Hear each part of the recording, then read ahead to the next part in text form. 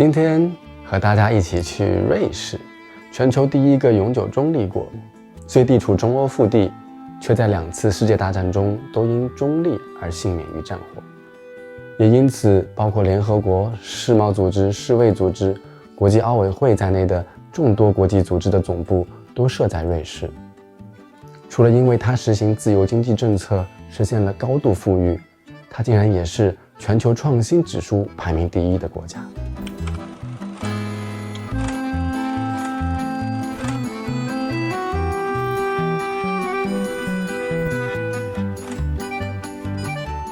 我会带大家去到德语区的苏黎世和法语区的洛桑这2座截然不同的城市，还会带大家走进一所独一无二的大学。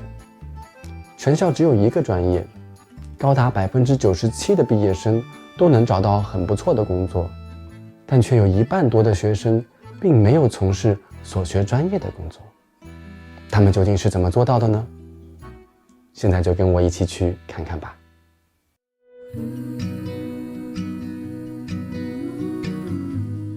到了苏黎世，才知道国家的高度富裕对老百姓意味着什么，就是所有的东西都贵到离谱，坐个公交车都不太舍得。但即便如此，我却在最热闹的市中心发现了一个跳蚤市场，人们把家里的旧物摆成了这一地的琳琅。抚摸这些大都已经失去当年风采和实用价值的旧物，生出很多感慨来。从不买纪念品的我，竟然破天荒地买了一只有法语签名的井型青铜烟缸，上面是中式的顶，下面还雕着龙。我想象着，可能一位法国铜匠，他叫 Leviera， 他来到中国，带回了这样的一个创造的概念，突然就无比珍惜这种跨越了时间和空间的缘分。下午1点多，本来安静的街道突然喧闹起来，竟赶上了1年1度的同志骄傲游行。苏黎世是瑞士第1大城市，但人口区40万，游行的队伍却乌泱泱的几个小时都没走完。虽然游行的规模和浮夸程度还无法媲美纽约和伦敦，但每个人脸上洋溢着包容和自由的真心喜悦是一模一样的。这一天不光是属于同志们的公众庆典，也是所有尊重生命、热爱生活的人的节日。游行队伍中最多的肯定是那些健身节食1整年，终于盼到这一天的戏精们，穿上他们很多是自制的华服，和那些保守的老人会皱眉的超短裤、超短裙，展示着他们健美的身材和鲜艳的羽毛，绽放着骨子里的妩媚妖娆。动物界里通常雄性比雌性更好看，鸳鸯、狮子、蜥蜴、鱼，4大物种无一例外。有人说抚养后代投入少的通常比较好看，比如由公鸟负责孵蛋带娃的采菊就是雌性更鲜艳。男同志大部分没有生娃的能力或想法，所以花更多的时间打扮自己似乎也在情理之中。游行队伍中有一对帅爸爸格外引人注目，一个明显有华裔血统的爸爸背着儿子，一个白人爸爸肩上扛着女儿。美丽的龙凤胎孩子继承了2位爸爸各自的优秀基因，他们毫不介意我其实有点唐突的采访。原来外婆是华裔，来自中国广州，孩子是白人 daddy 的精子和混血爸爸妹妹的卵子代孕而成。这恐怕是现有科技手段孕育同志爱情结晶的最佳策略了。但整个游行中最打动我的，并不是这些穿着性感的俊男倩女，而是2个正经历着他们生命最后阶段的老人。老奶奶鼻子里插着呼吸机，中风的大叔已经没有了任何面部表情，但是他们并没有躺在病床上等待末日审判，而是拼尽最后一点点气力，全情地投入到这场生命的狂欢中。这是最真实、最有力量的生命教育。我泪流满面地拥抱他们，感谢他们。游行的人大多数会喝点小酒，而一个人微醺时，不光是创造力会被燃到极致，羞耻心也会被降到最低。谁敢想象我竟然借着酒劲儿，在游行队伍里开始即兴 rap。我在苏黎世骄傲游行的现场，我很开心成为这个节日的一部分，跟中国人民一起嗨起来，身边全都是很帅的美女帅。游行的人群就像一辆即开即停的火车，想上你就上，想下你就下。它也像是一条山溪，岸上的人用眼神抛出钓竿，上钩的可能就是参选的他。每个人都是一粒沙，有人选择继续流浪，有人选择靠岸驻扎。它更像一条鲑鱼，随着潮水到大海体验人生，但也记得哪条路可以回家。yo check now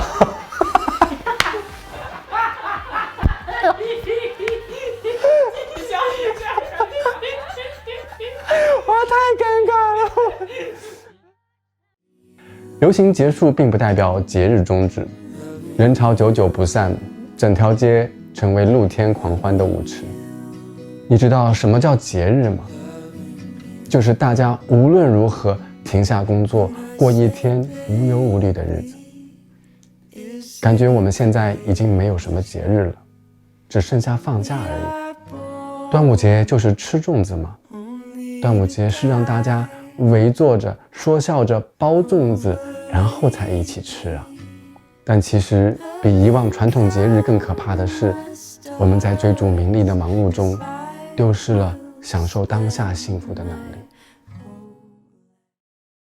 瑞士是钟表王国，所有钟表里最抢戏的莫过于利马特河两岸的这两座大教堂了。教堂顶上两台相看两不厌的报时钟，天还没亮就前后脚的奏响，乍一听很像两个只动口不动手、脏话死循环的上海男人，再仔细听也很像一对上海母子早上的对话。儿子啊，起来了吧，起来了。牙齿刷好了吧，刷好了。面孔卡好了吧，卡好了。快点来吃早饭呀，晓得了。快眼，油条等些不脆了。妈妈不要啰嗦，来了。瑞士是被德法意3种语言和文化割据的国家。苏黎世属于德语区，在一家街边老店吃到了正宗的德国香肠。肉食动物们当街坐成一排，享受不同粗细、口味各异的香肠。与其看翻译的不知所云的德语菜单，不如在烤架上直接看眼缘吧。不限量的面包吃不完别扔掉，旁边苏黎世湖里的天鹅们早已等待多时。不过看到这些平时端庄傲娇的白羽贵人，为了抢点吃剩的面包，秒变互撕头发的泼妇，略有点心疼。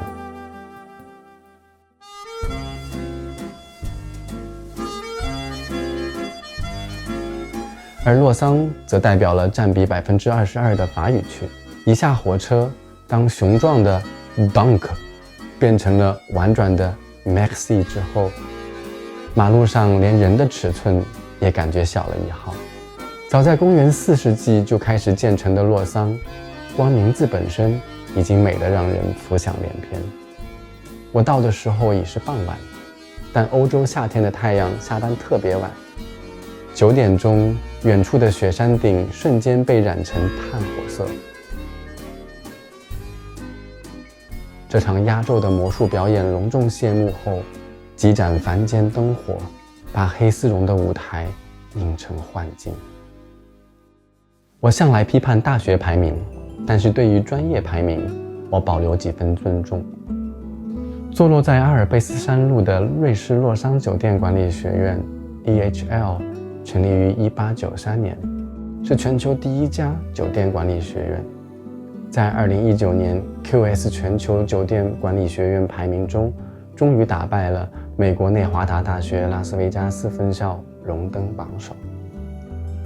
EHL 的学生来自于121个国家及地区，能与来自全球1半国家的人成为同学，零距离地接触半个地球的文化，光想想就让人兴奋不已。覆盖全球的70多个协会和10万校友，为学生的就业发展提供庞大的网络支持，又是多么巨大的一笔终身财富。这次我作为特邀观察员来访校，与我同行的6位美女分别来自于俄罗斯、巴西、新加坡、墨西哥、南非和印度。她们都来自于本国的一线报纸、杂志的资深记者，而我是唯一一个连记者证都没有的自媒体学者。我不知道他们是如何找到我并认可了我的背景，但事实证明，我好像比那些专业记者更会问问题。也可能都不是母语的关系，大家都不怎么爱搭话，我就自然而然成了全场那个最讨人喜欢的捧场王。我们先用体验式学习的方式，感受了一所顶尖酒店管理学院如何诠释它的好客之道。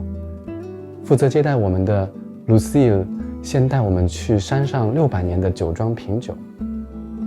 瑞士人爱喝红酒，但产量并不高，都没有多余的出口了。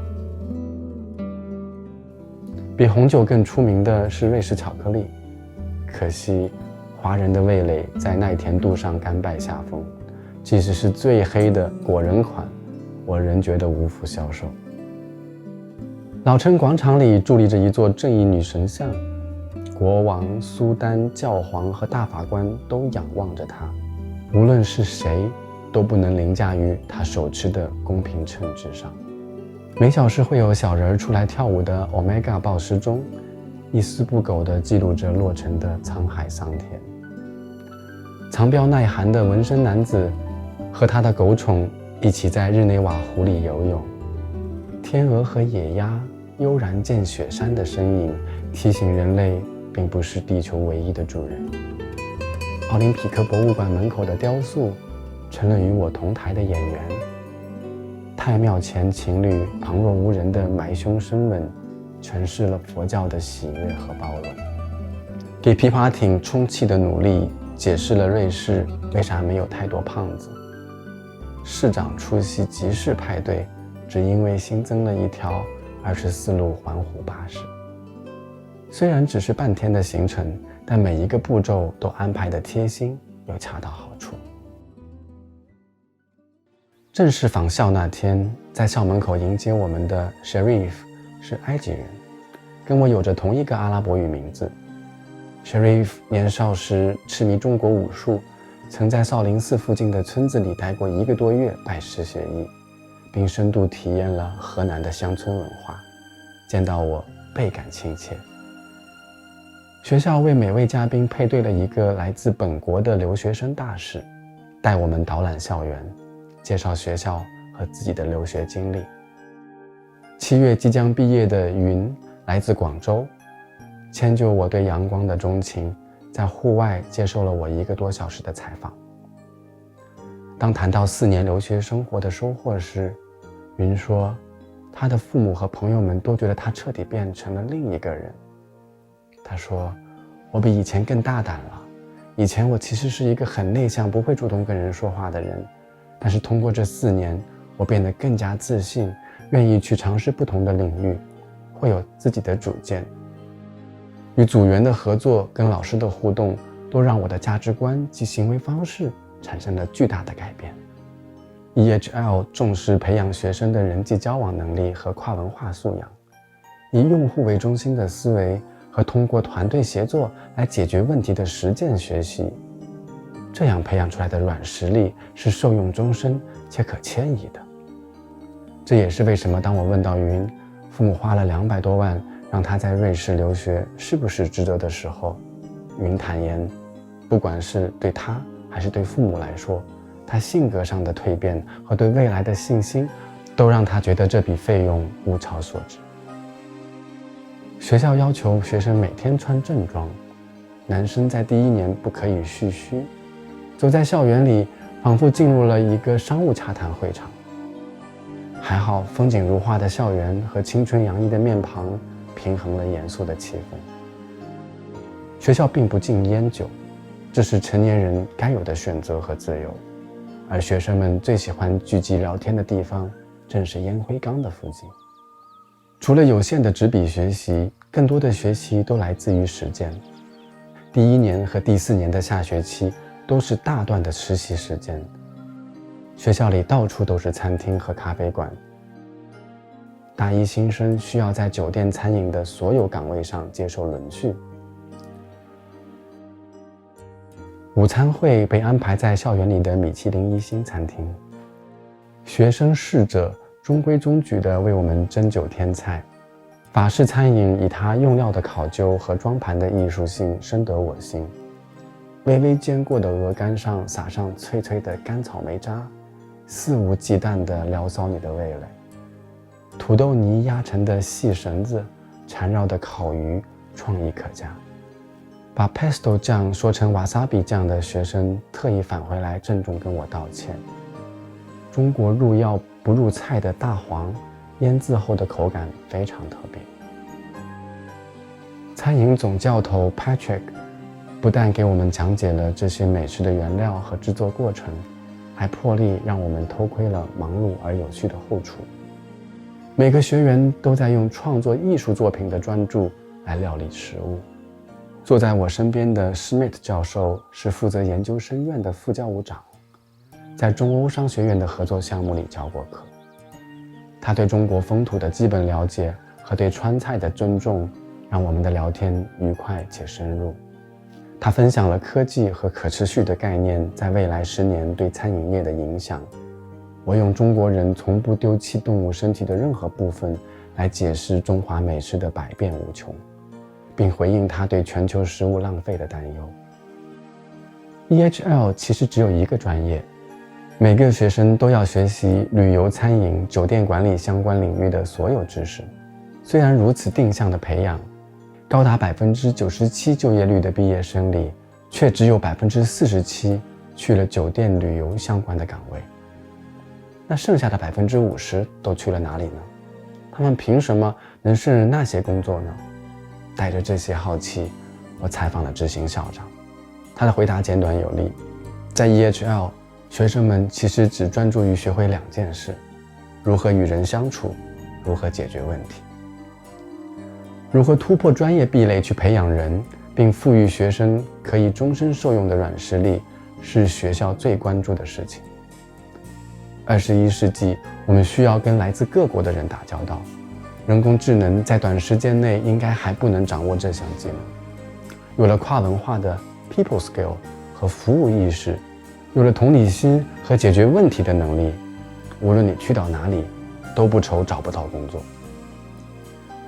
学校建议我们在学生实习的湖畔餐厅用晚餐，在没有说客套话压力的场景里体验学生的真实作品。巨大的扇贝切薄了之后再用黄油煎，虽然貌似小气，但其实更容易入味。架在围成一圈的面包片上如一座别致的城堡。半熟的羊里脊用平时2倍的时长细细嚼出天然牧场里的青草香。既然他们要我真诚反馈，我就实话实说，猪肉太瘦，口感略柴，可以借鉴一下中国人怎么把肉弄嫩的各种方法。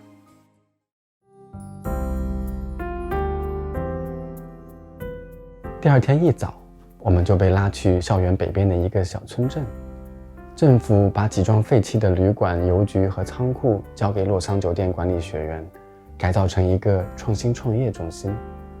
学校拨款100万法郎，帮助校友创业者们孵化跟酒店餐饮相关的创新产业。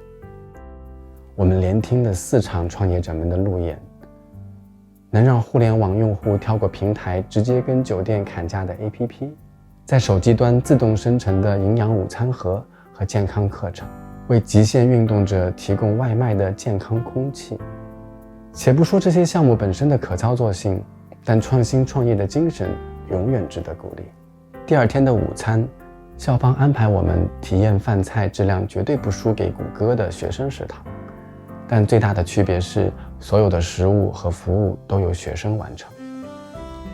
我不由生出2个困惑：每天面对这样色香味诱惑的无限量供应美食，学生和老师们如何保持身材？吃惯了这样的饭菜，离开校园后怎么生活？学校还特意选出7个国家的教师代表来陪同进餐。分配给我的 Maggie 陈教授来自台北，在这里已经教了10几年客户资料管理。亲眼目睹了已毕业4年的创业学生返校招募同门实习生时，偶遇陈教授亲热寒暄的场景，可见他当年多么爱他的学生。下午的接待活动规格之高，远超我的预期。校董会主席 Andre 介绍完集团发展历史和现状之后，有幸跟 CEO Medina 先生进行1对1的专访。这位一头帅气胡椒颜色的头发，衬衫烫得一丝不苟的绅士，既不是酒店，也不是教育背景，而是个不折不扣的 IT 男。我俩在世界发展趋势、现行教育体制不匹配时代需求等话题上迅速达成共识。作为一所百年名校、业内巨头， EHL 并没有固步自封，一边让资深的老教授们继续做自己擅长的事情，一边鼓励年轻教师们不设限的创新改革。他们经常邀请实体从业人员来分享，让学生知道学校的围墙外到底在发生什么。EHL 5大办学特色里的最后一条是引领变革。讨论刚结束，就邀请我们用 VR 眼镜体验学校如何把本来枯燥乏味却又是必修内容的课房整理课程变成一款 3D 实景通关游戏，倡导所有学生终身学习、合作学习。这些价值观的形成，正是学生能胜任所有行业的葵花宝典。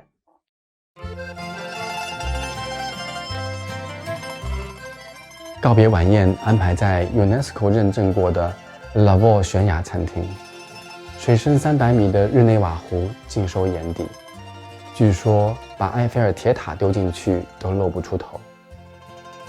和欧洲人永远不服老的性格一样，不肯退出历史舞台的老式蒸汽游轮，每天风雨无阻地把游客们从这里带去法国。几百年前的修道士们种的这100亩梯田葡萄园，是他们留给后人最好的礼物，是神性服从人性的智慧和豁达。根据这些年的经验，往往职位最高的人最平易近人。EHL 的大掌门 Rochette 校长席间亲自给大家斟酒，一位真正的教育家，更是终身学习者的典范。我给他介绍了华为、讯飞等北大的中国高科技企业，他也希望利用区块链技术尽快淘汰纸笔考试。席间 Rochette 校长聊到他曾被沙特王子款待的经验，刚吃了一半，王子提前离席，所有人都跟着走了，剩下他和满桌子的山珍海味面面相觑。作为反例，我分享了在中国湘西地区的门板宴，因为桌子不够，人们拆下门板去参加乡亲们几天几夜的红白喜事。万万没有想到，有红酒品酒师资格证的 Rochette 校长竟酷爱让其他老外闻风丧胆的茅台，他最高纪录喝了32杯，还说他用鼻子就能判断酒的性质。然后我俩就比拼各自吃过最疯狂的食物，他吃过蝎子，我祭出了杀手锏，贵州的牛鞭。他那双儿童般的大眼睛瞪圆了之后，可爱极了。酒至半酣，隔壁桌子上传来一阵欢快的喧闹声。原来我们撞上了一对新人的婚礼派对。老爷子马上问服务员要了便签纸，邀请主宾众人都签名写下祝福，连同一瓶香槟酒一起送给新人。我还逼着一脸懵的新娘新郎听我用中文祝他们百年好合，早生贵子。我相信这段即兴的小插曲，这份来自8个遥远国度的厚重祝福，在很多年后还会被温暖记起。就着 Rochette 校长这个让我唏嘘不已的行为，我反思了国人重私交轻公德、孝弟血亲冷漠路人的人情特质，而西方社会对陌生人的友善和无私援助再次让我动容。正如 Rochette 校长所说，真正的 hospitality 并不是奢华酒店和铺张的美食，而是这种 spontaneous kindness， 人与人之间自发自觉随时流淌的善意。这2天里，我以一个伪记者的身份，努力挖掘一所酒店管理学校究竟如何培养高端服务性人才，没想到却在最后的餐桌上取到了关于待客之道的9样真经。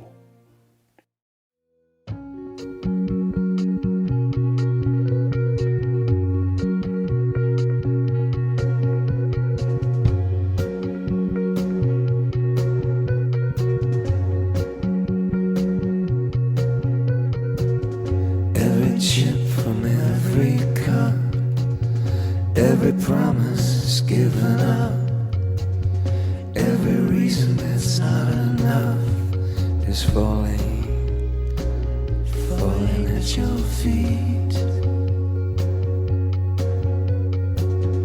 Every band, elastic limit, every race when there's nothing in it, every winner that's lost a ticket is falling at your feet.